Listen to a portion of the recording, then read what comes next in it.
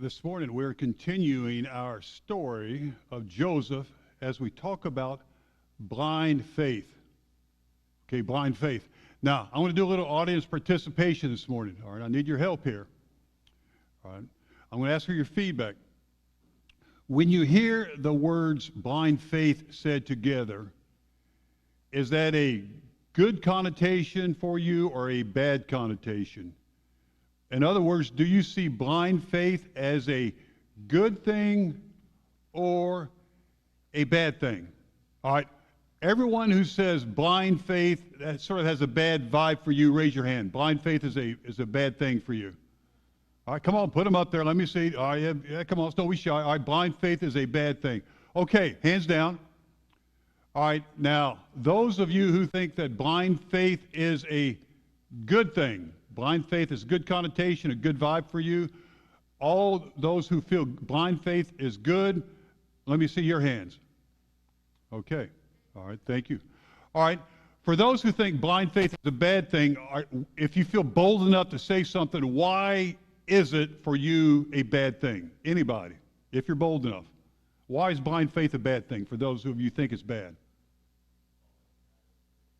I'm sorry? It follows a bad influence? Okay, you have potential falling into a bad influence. If you're blindly following someone, blindly having faith in someone, can lead you into a bad influence, a bad situation. Anyone else? That's blind faith is a bad thing. Kirsten? Not knowing the outcome. Not knowing the outcome. Just blindly following, blindly going, not knowing what's out there. Okay. All right. Jess? Miles? Go ahead. Okay. Okay.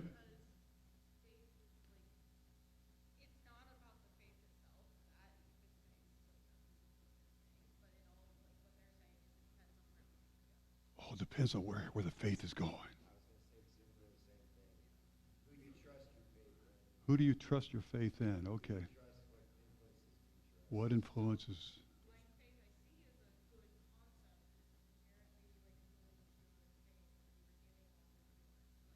Okay. Not knowing at the end. Okay. Anyone else with? So we got bad. We've got ambivalence, but qualification here. Good. Blind faith is a good thing. Anyone want to input? Blind faith is a good thing because Miles. Oh, okay. If you follow the right thing, it keeps you happier. Dale. Okay. Oh, okay. He said great success with blind faith in Christ. Tiffany? Okay. Okay. In Jesus. All right, because this is a really unique concept. All right, blind faith, I think maybe in the bad sense, is unquestioning belief in something even when it lacks relevance or any reason or evidence. It's like believing things will work out even when there's no possible visible sign, evidence that to support that belief. Some people say it's almost a belief of delusional people. They're sort of delusional, hold on to belief that something can happen when everyone else believes it has zero chance of ever happening. Okay, like the Cubbies winning the World Series. Okay? Again. Again. All right. Not a lot of evidence there. It's not very reasonable. But blind faith in the good sense is sort of the biblical sense, as it says in the book of Hebrews. And I want us to, now faith is being sure of what we hope for and certain of what we do not see. Being sure of what we hope for, despite having no scientifically verifiable proof. And certain of what we do not see, that there is no visible evidence. But yet, they have blind faith that is sure and certain because not because of any scientific proof found in creation, but because of their belief and faith in the Creator who loves them. It is a faith in God that does not need to see or fully understand to believe. And that's exactly what we find again in the life of Joseph this morning. He's been on a whirlwind ride. And I'm just going to recap real quickly. Year 1600 BC, Joseph was the son of a guy named Israel, a nomad. He ticked his brothers off. They showed him to slavery to Egypt.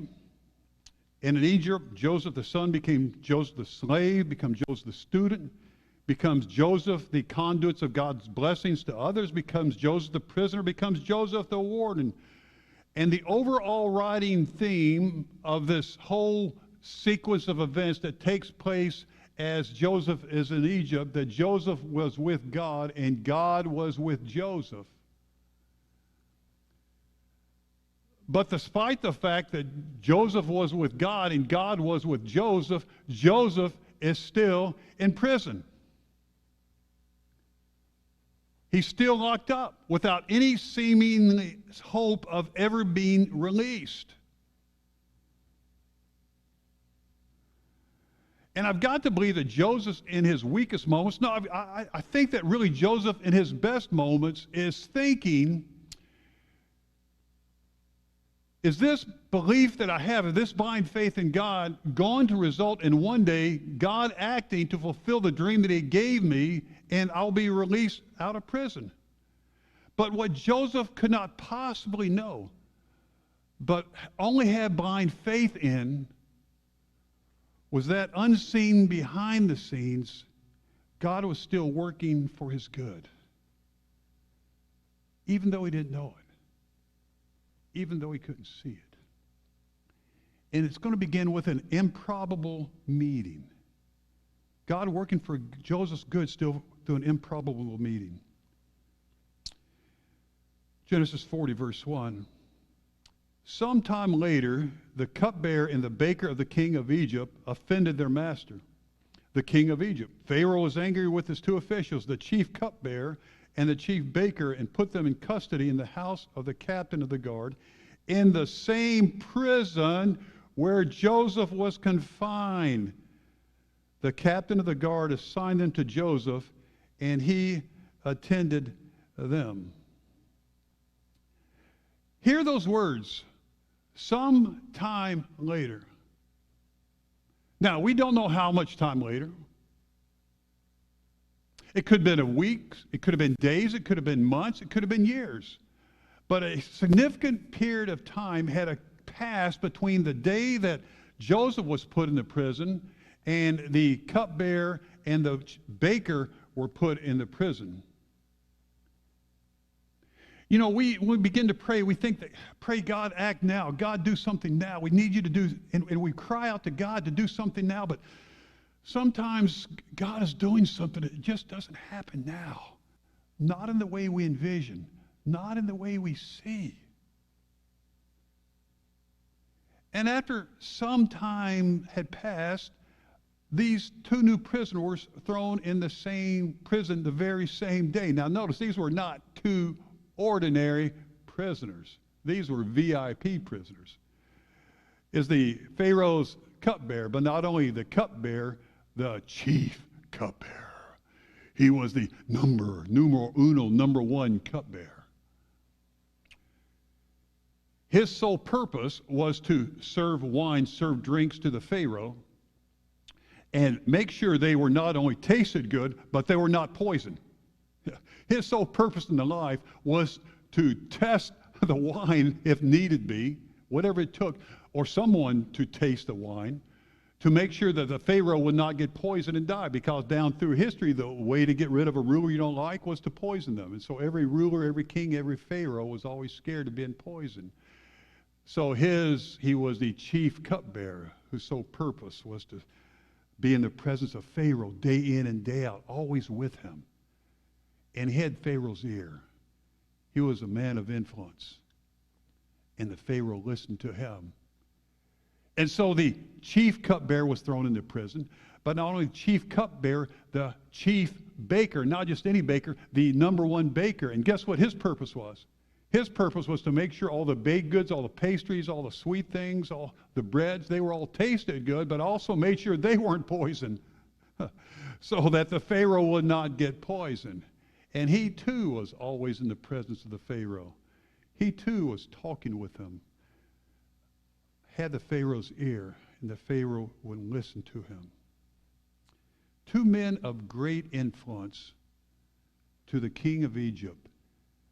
And both of these men are the same day thrown into prison, the same prison where Joseph was confined. Now, of all the prisons in Egypt, and there are a whole bunch of prisons in Egypt, of all the prisons, they just happened to be put in the same one that Joseph was in? Just happened to be assigned to Joseph? Coincidence? Just happened? Lucky? Or is God still working for Joseph's life through this improbable meeting between Joseph and the cupbearer and the chief baker? That God is bringing these two men into Joseph's life to be used in a way that Joseph could not even envision to one day free him from prison. Is this possible? God was doing this.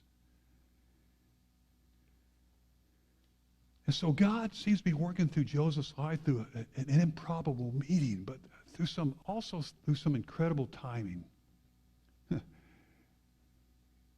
For it says, after they had been in custody for some time. Now notice, again, those words, sometime later. Again, a period of time had passed, days, weeks, months, years. God is working behind the scenes, but had not chosen to work yet. You know, we don't know why God does the things when he does them and why he does them. Why didn't God bring these men into Joseph's life sooner? Why not later? Why then? Then why does God wait after a period of time they've been in custody to begin to work in their lives to give them dreams? We don't know. But blind faith believes that even when we can't see it or know it, God is still working. And after they'd been in custody for some time, each of the two men, the cupbearer and the baker of the king of Egypt, who were being held in prison, had a dream. Notice, the same night. The same night. Two dreams, two different men. And each dream had a meaning of its own. When Joseph came to them the next morning, he saw that they were dejected.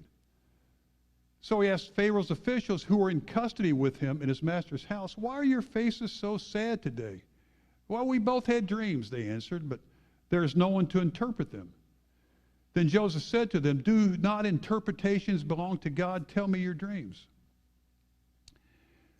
So the chief cupbearer told Joseph his dream. He said to him, "In my dream I saw a vine in front of me, and on the vine were 3 branches. As soon as it budded, it blossomed, and its clusters ripened into grapes. Pharaoh's cup was in my hand, and I took the grapes and squeezed them into Pharaoh's cup and put the cup in his hand." What a tender moment, huh? Just a tender moment. Oh, the grapes squeezed them, the cup in Pharaoh's hand. Oh, just what makes me want to hug myself.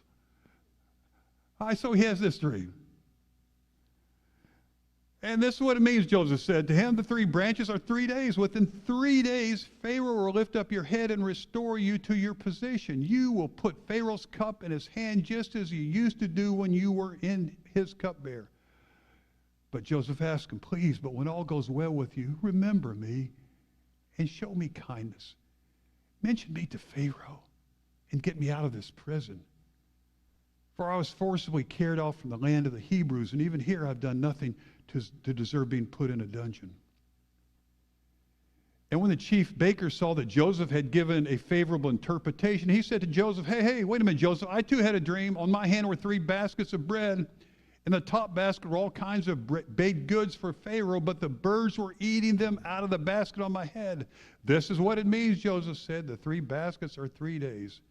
Within 3 days, Pharaoh will lift up your head and hang you on a tree. and the birds will eat away your flesh. Yeah, not such a favorable interpretation, huh? Boy, he was hoping he could jump on that bandwagon of good news. And now the third day was Pharaoh's birthday. He gave a feast for all his officials.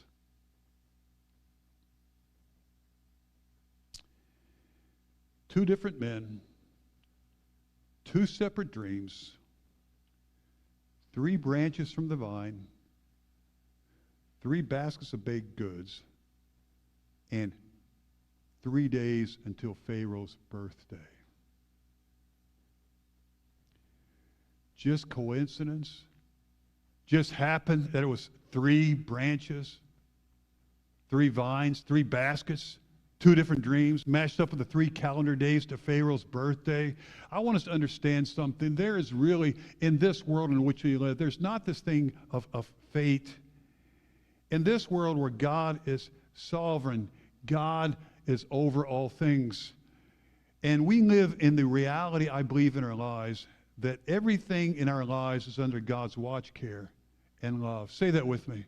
Everything in our lives is under God's watch, care, and love. Do you believe that? That everything that happens to us, and I believe God uses every event, every victory, every sickness, every healing, every birth, every death, to weave his story into our stories. We just can't always see it at the time. But the strangest thing is, when I talk to people about their faith journeys, people who are now following Jesus, I talk to them as they look back in their lives. They tell me at different times they did not realize it then, but as they look back, they realize that God was working in their life in this event, through this sickness, through this tragedy, through this occurrence, through the words from their grandmother who was, as she talked to them before she passed away. Just working in their lives. Over and over and over, the times that they could not see it, that God was reaching out and touching, interacting with them, bringing them to faith in him. And this may be your journey too. God working in your life.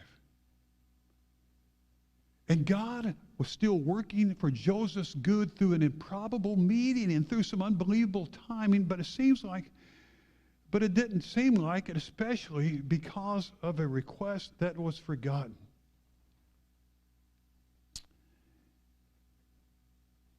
Three days later, lo and behold, what happens? Pharaoh lifted up the heads of the chief cupbearer and the chief baker in the presence of his officials. He restored the chief cupbearer to his position so that he once again put the cup into Pharaoh's hand. But he hanged the chief baker just as Joseph had said to them in his interpretation. The chief cupbearer, however, what? Did not remember Joseph, but forgot him. Pharaoh restored the chief cupbearer just as Joseph had said. And he hung his chief baker just as Joseph had said. Because Joseph was with God and God was with Joseph, Joseph told the cupbearer the good news and that he would have his position back. And then he said, but once you have your position, just a simple request, just I think a very reasonable request. When all goes well with you, remember me and show me kindness. Mention me to Pharaoh and get me out of this prison. Yet the cupbearer did not remember Joseph. He forgot him. And from Joseph's point of view, he must have felt that God had forgotten him too.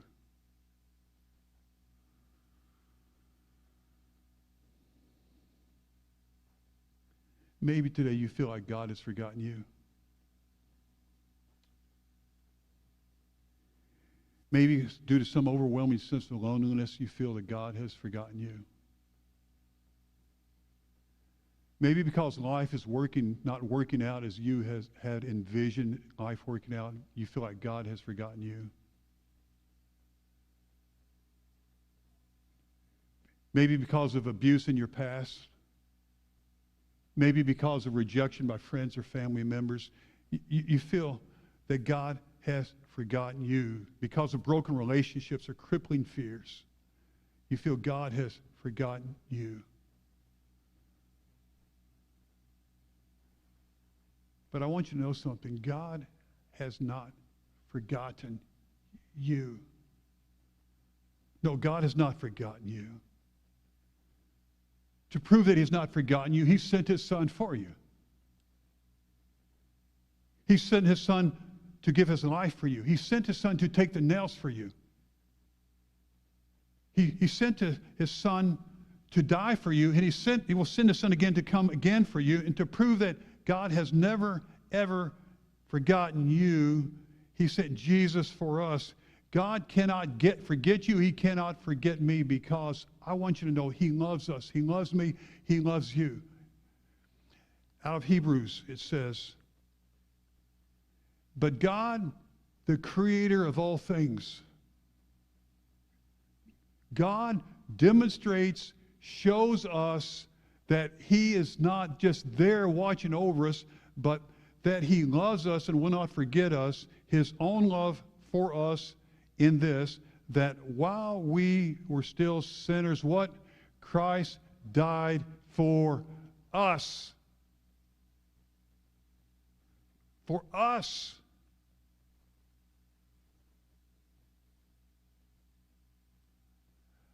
I don't know any way that God could have demonstrated his love for us in a more powerful, compelling way than this. Than sending his son for us. And unlike the cupbearer who forgot Joseph, Jesus calls us to remember. To remember his blood that was shed. To remember his body that was broken. To remember his life that was given.